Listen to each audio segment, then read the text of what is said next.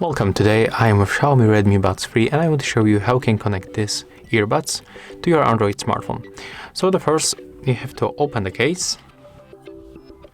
When this indicator is blinking or just simply highlight on the white, it means that everything is fine and they are turned on.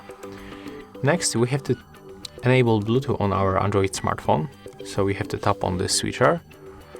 And as you can see, in the most cases, the Redmi Buds 3 will be right here in the available devices.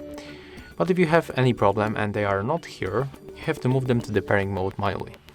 So you have to click and hold this button on the case for at least 2 seconds until the indicators start blinking.